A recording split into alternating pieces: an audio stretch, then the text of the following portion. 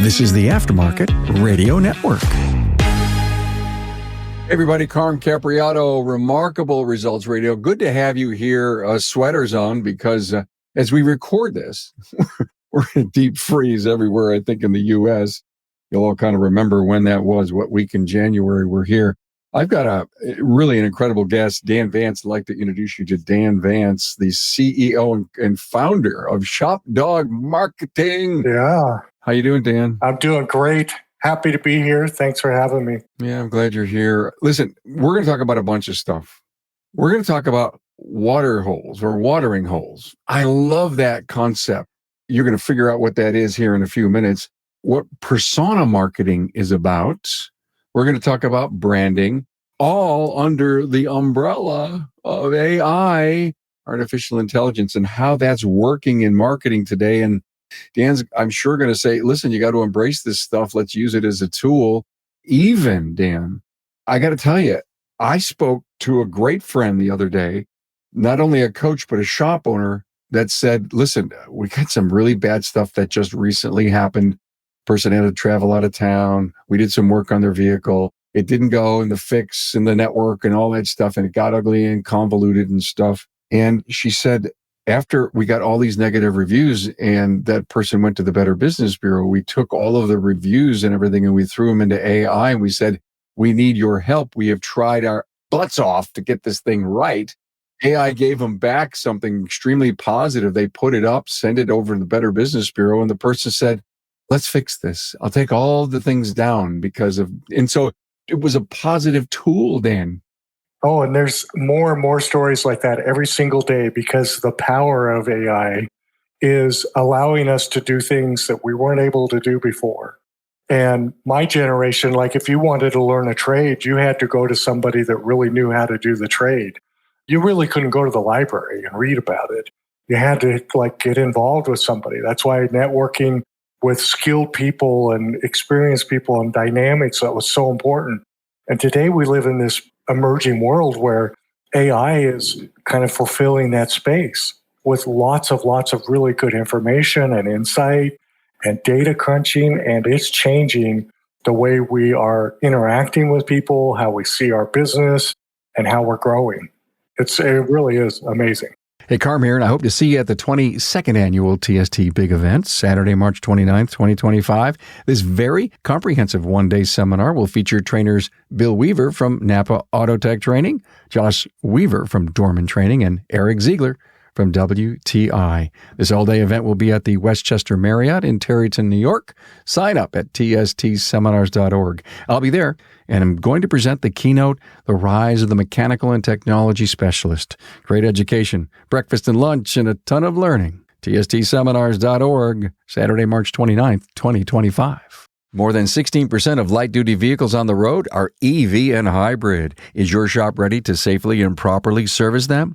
Get your shop trained and equipped to service hybrid and EV vehicles with NAPA Autotech's innovative EV-ready Level 1 high-voltage awareness and maintenance training. Hey, did you know that NAPA Tracks has on-site training plus 6 days a week support? It all starts when a local representative meets with you to learn about your business and how you run it. After all, it's your shop, so it's your choice. Let us prove to you that Trax is the single best shop management system in the business. Find NAPA Trax on the web at napatracs.com. Also, thanks to aftermarketmanagementnetwork.com for information that can help you move your business ahead, and for the free and informative laborratetracker.com. Dan, thank you so much. Dan is one of our great partners and sponsors on the Craig O'Neill Speak Up podcast. So thank you for that. I think of copywriters. I've read some articles that say, don't worry about all those jobs that are going to go away because they're just going to get better and smarter. We may not need as many. We always looked at saying that copywriters were really important to all kinds of industries. Get the word out, get the prose written. Do you see that there's going to be a gap in not needing copywriters? I don't know. I think that's hard to say because it's our primary form of communication. But I do feel really strongly that the search engines in particular are very interested in displaying more search results with image focused first versus text. So I think a lot of this content stuff is going to be kind of transcribed into what are we doing with images to make images tell that same kind of compelling story. Our individual interaction with content is much smaller, right? We're much happier with bullet points or text than we are like reading huge pages of content. And so, like, whether it goes away or not, I don't know. Why are we so in love with bullet? I think I know the answer, but tell me. We're a little ADD, like we just want to kind of get the facts and we want to move in. We don't really want to go too deep, like really to like ingest it. And there's the other side of that too. Like most people that bring their vehicle into the shop today, they understand like fundamentally what's involved with the brake repair. So they don't necessarily want to come to your website and read about like how great brake repair is at your shop and why you're the best. They just want to know if you do it and you're fair and you have good reviews. And those bullet points. Paragraphs on doing this great brake work is, listen, we do great brake work. Here's how we do it. Bullet, bullet, bullet, bullet. And that could be satiating enough for an individual to see that instead of having to, I don't have time to read these paragraphs. Well, one of the most popular video streams right now is Reels, and they're on social media and YouTube, and they're 15, maybe 30 seconds, and people will spend hours on those. So just little different experiences, fast, quick, interesting, engaging. And that's just the way we're interacting right now. Is it because we want to learn a lot in a little bit of time, or our curiosity needs to be satiated by getting, in 10 minutes, 1,000 impressions of something? You said ADD. Obviously, it's the attention issue. I love to learn something new every day. I love to learn 100 new things every day. And so I do read a lot of the emails that I subscribe to. And a lot of times I save them and I put them in a note-taking piece of software so that I can reference them in the past. And can all of that, getting, say, a newsletter out to the clients that are loyal to us? I mean, again, let's jump into this whole marketing thing, which is what you're, expert at.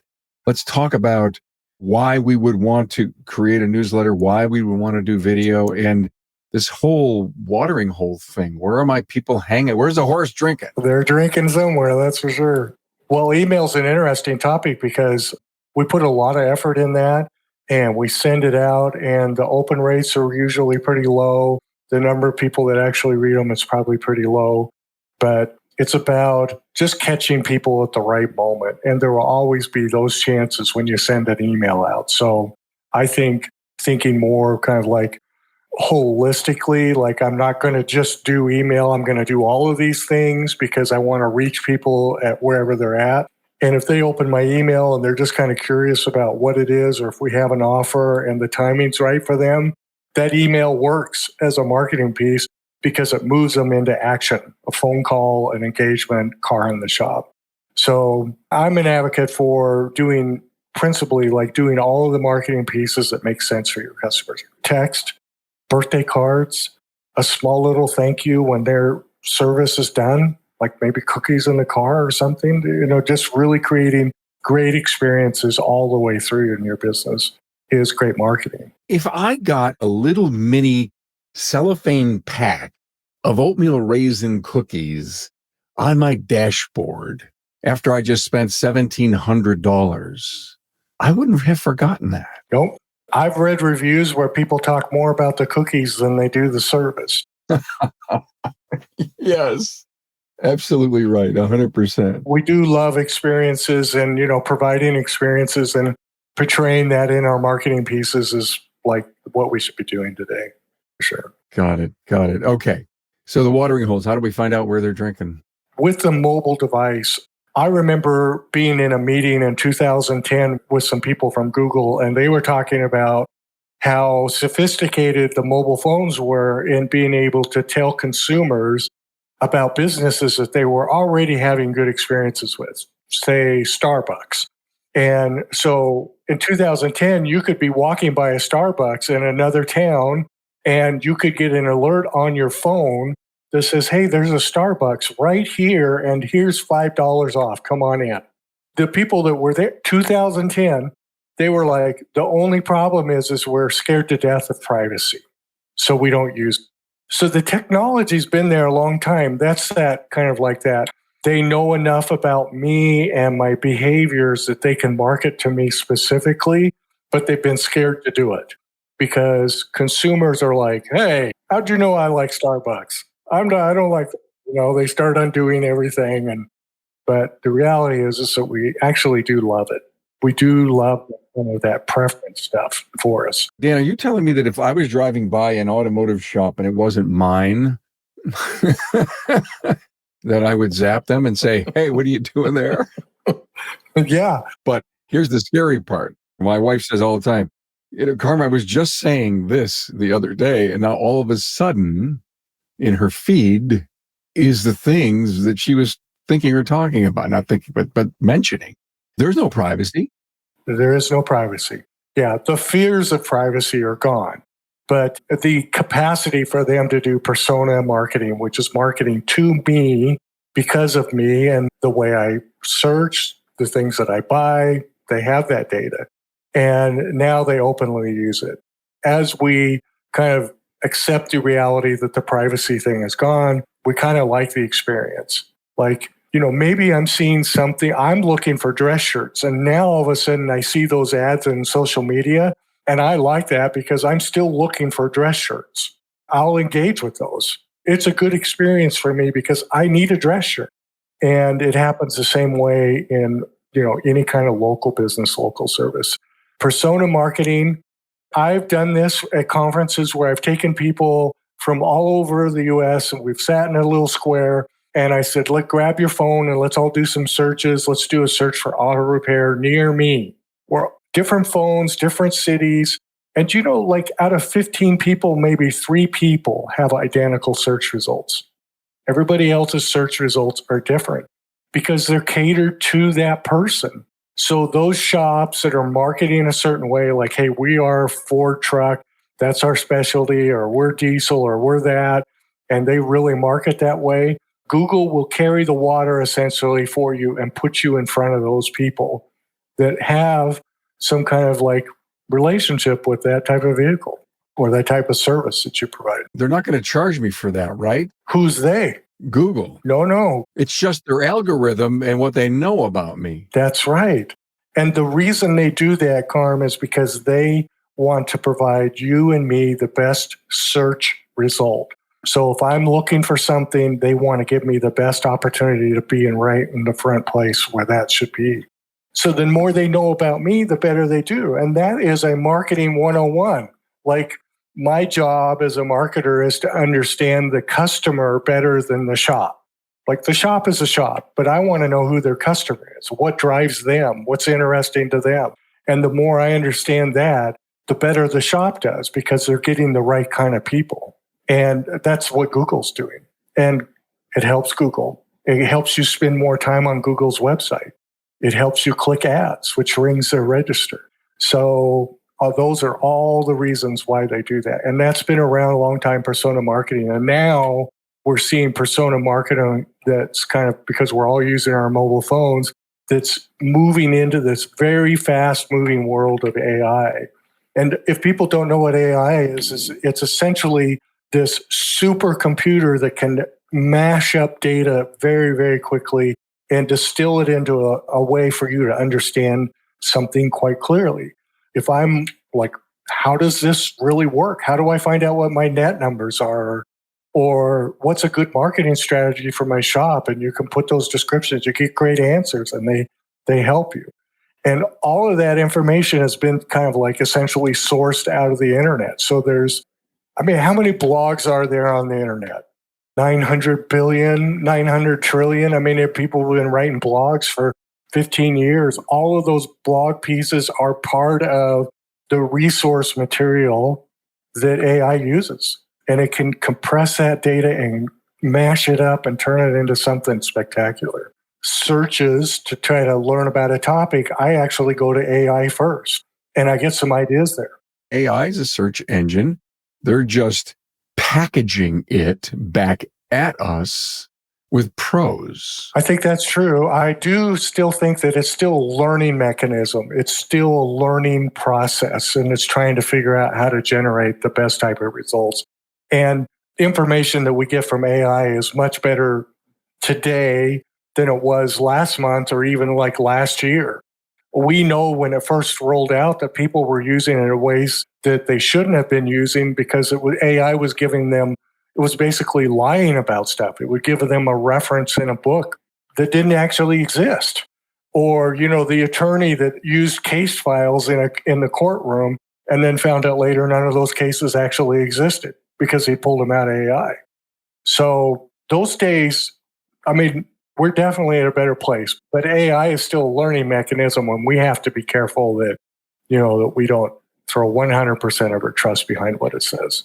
Are you a NAPA Auto Care Center who is ready to take your shop to the next level? Then the premier tier NAPA Auto Care Gold Certified program is exactly what you need. Gold Certified Auto Care Centers provide customers with a consistent experience no matter where they are in the U.S. Now, this means they are more likely to return and support your shop or find your Gold Certified Auto Care Center while on the road.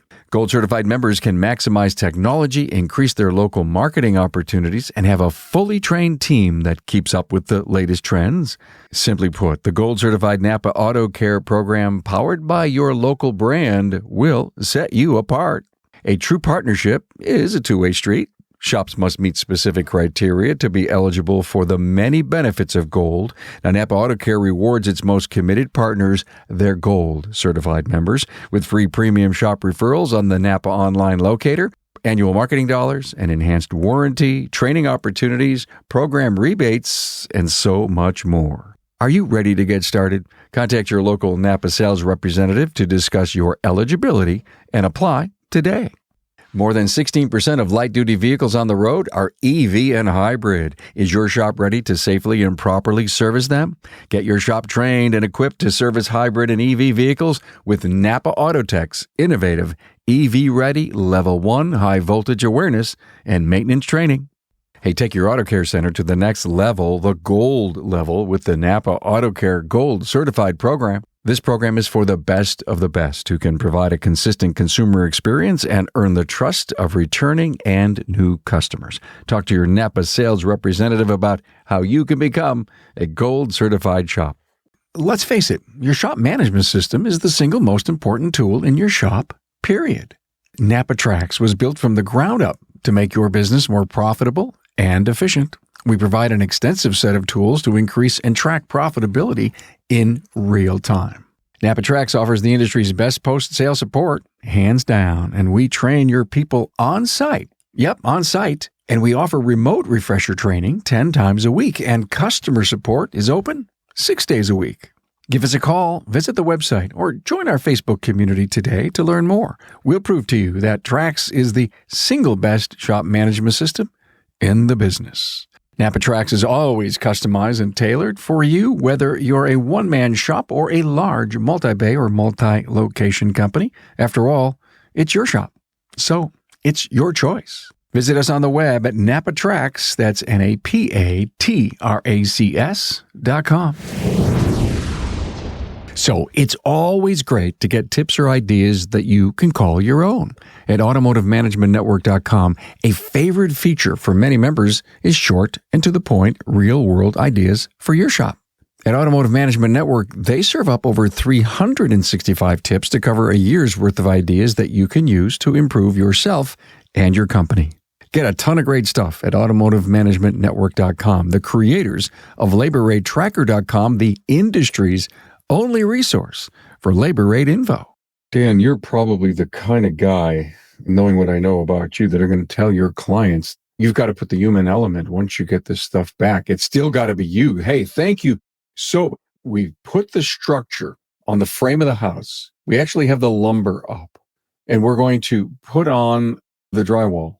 But your wall, you do the wallpaper, you do the paint, you put up the pictures. We'll give you this, but you got to make it nice. We have a client he was at a place where he was just like, I'm not getting the right kind of cars. I'm not getting the right kind of client that I want.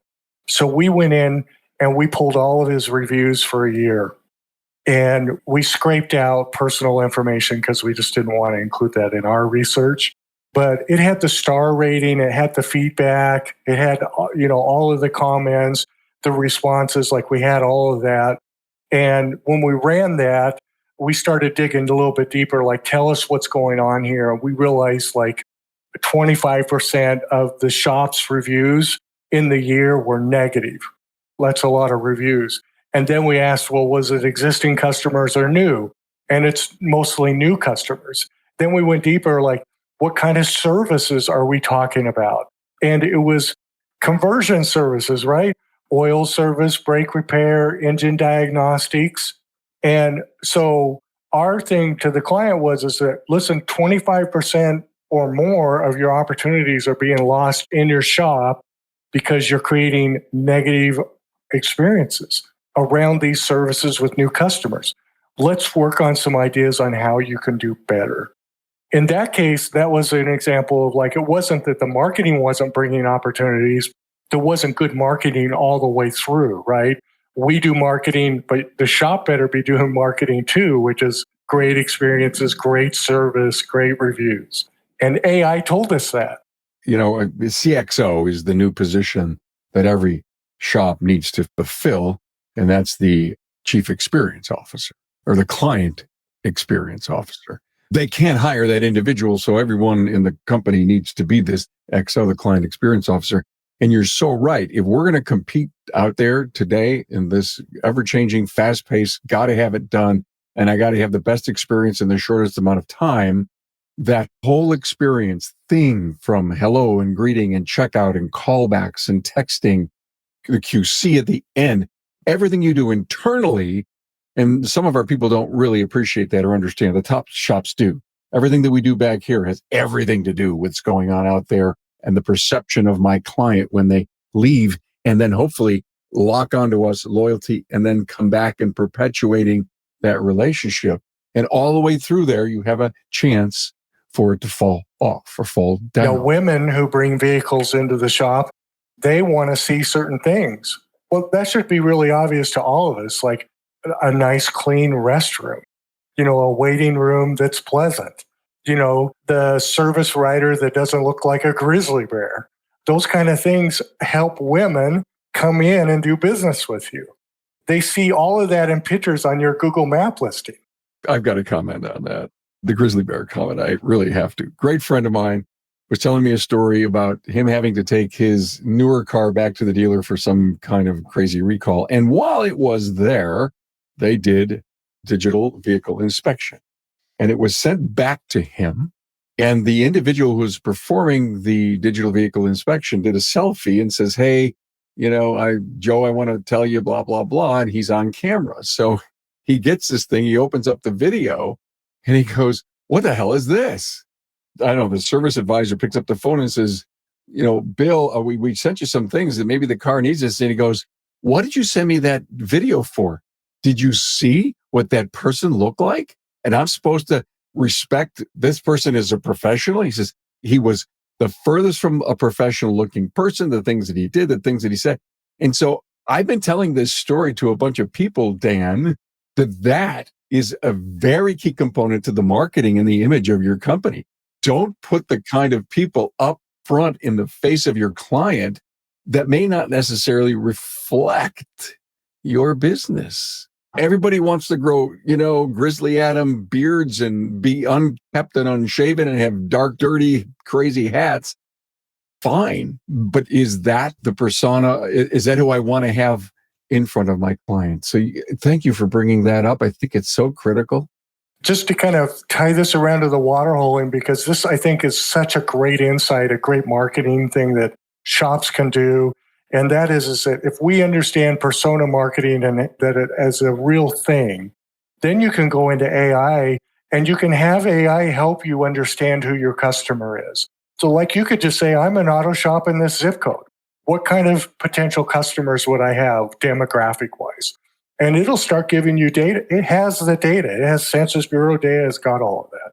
And then you can say, okay, well, I can see that probably my best customer is a teacher. What kind of cars do teachers in this zip code drive most likely? A Subaru. Okay. Well, now I have a teachers, Subaru brand. What about military or fire or police? What about them? What are they driving? Because they're probably like in that same demographic group. And now all of a sudden I have this this idea of like this really strong persona. And then I can turn around and I can ask AI, what appeals to them? Help me understand what appeals to them. And with AI now, you can do the real search. So it'll go out and it'll pull reviews from everybody in that zip code and start giving you ideas about like that profile. What do they like? That's your watering hole. You know who your best customers are. You know what kind of vehicles they're driving.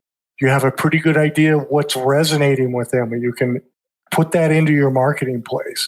And you can start marketing to them in other ways too, like events or postcards or direct mail or whatever. You get in front of those people because you know who they are. And you go to them because they go to the same water hole. They're driving the same dang car, as an example. I love this. I was just thinking about the Subaru. Maybe one of the first pictures that comes up on your website is the Subaru. And maybe the video you take inside of your shop is you standing in front of a Subaru. And that, it was purposely put there because you know who you're trying to attract.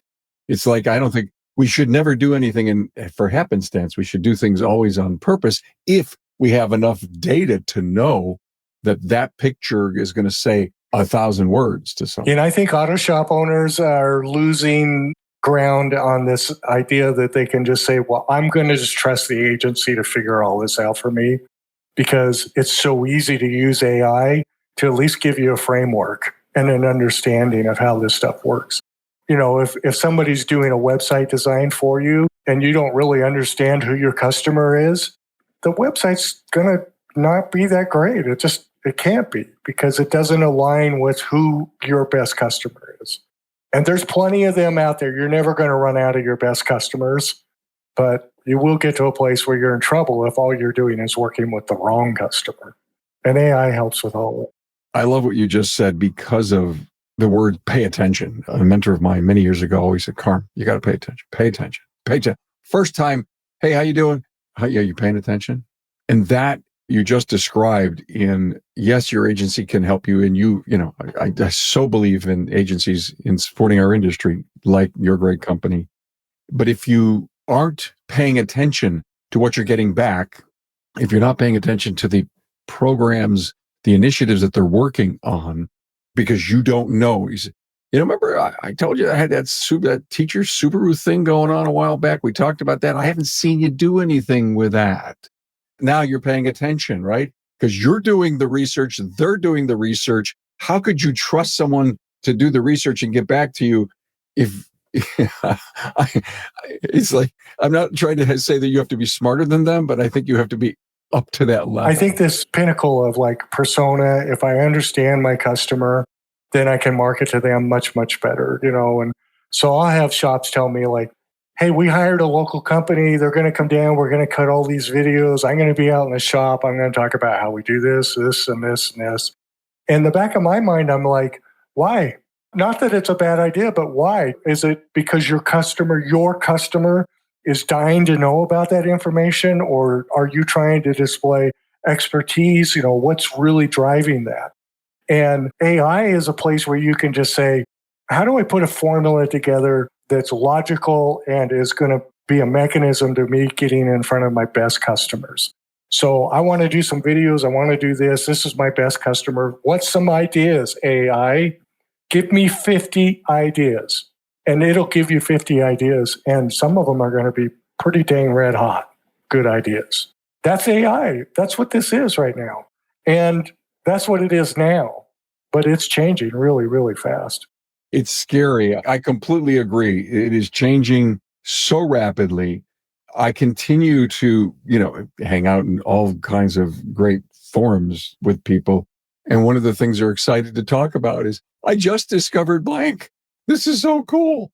I would love to know the 50 names of the different AI engines that are out there. And they're all uniquely doing different things. It's like, oh, we can do this for you versus what. It's all, I could probably waste 40 hours just trying to play with Google it. Right now is testing. We've seen it in search results, like in major markets like New York City for like restaurants. So it's not in auto repair yet, but it's coming because it makes so much sense. But when I go and do a search and I'm interacting with your business listing on Google Maps, there's an AI assistant that now comes up that says, ask me a question about this business. So now you're going to be able to use an AI tool to find out more about that business. That business, just that business, not the internet, not the world, just that business. It's going to have attribute buttons like, are you wondering about hours of operations? Are you wondering about this?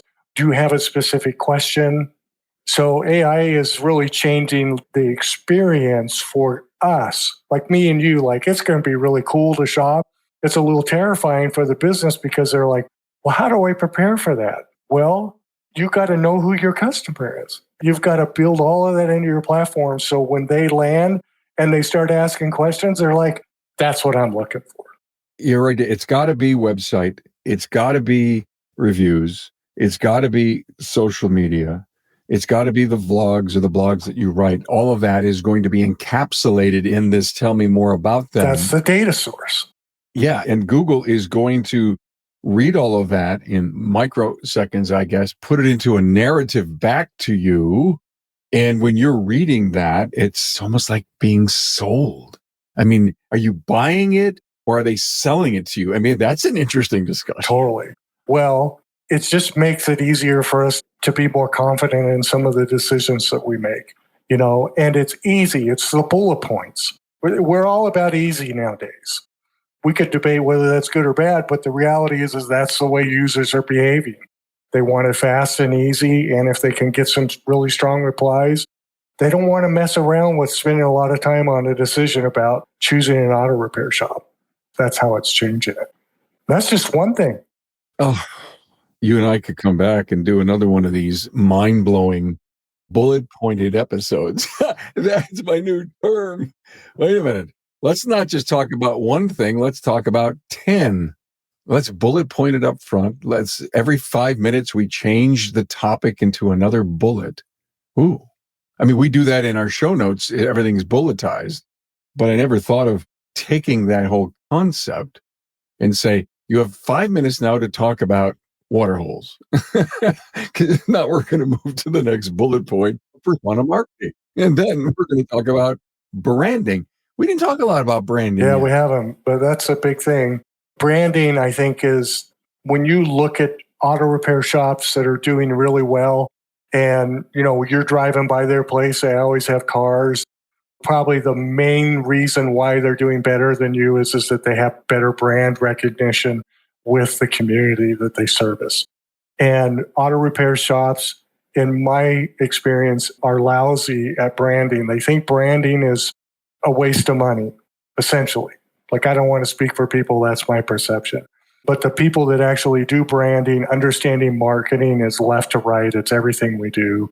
And how we strengthen our relationship with people in ways that they think of us or they learn about us way before they're ready to do car repair is going to be the thing that sets us apart at this year and next year and moving forward. And very few people are doing branding, real legitimate branding. That really requires some professional help. Yes.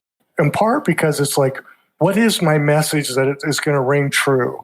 And how am I going to commit to the local community? Like, somebody's got to come out of my shop and go to like a B&I meeting every week. Or we've got to be more active in the chamber. Or we're going to be on the educational board. We're going to do things where we actually influence into the community. We're going to go to the little park fairs and we're going to do all of these things because we're part of a community. And the digital world has kind of made us feel like we don't have to do that anymore. But the ones that are still doing it are winning bigger than those that are not. Being out there. We used to go out and buy a big sign for the baseball park. It was at the back of the ring, but it was our brand. And how many people are doing that now? Goose egg. Nobody's doing that kind of stuff. But those kids still have parents that come out and watch those games every single time. Soccer, the whole thing. So branding, I think on one level of like what branding really is kind of the work piece. Like, how do we really want to shape in people's minds about who we are and what our messaging is? But there's also a mechanism. It's not that hard. It's just about getting out there and being more involved. Like, get out of the shop and get something done that's going to be impactful, but not necessarily directly transactional. So that's what branding's a big piece. I mean, so many great points in this episode. I mean, I think go to the show notes page, look at all the bullet points, copy, paste, put them on a piece, start planning your strategic initiatives for next year based on all this great pointers that Dan Vance has brought to us from Shop Dog Marketing.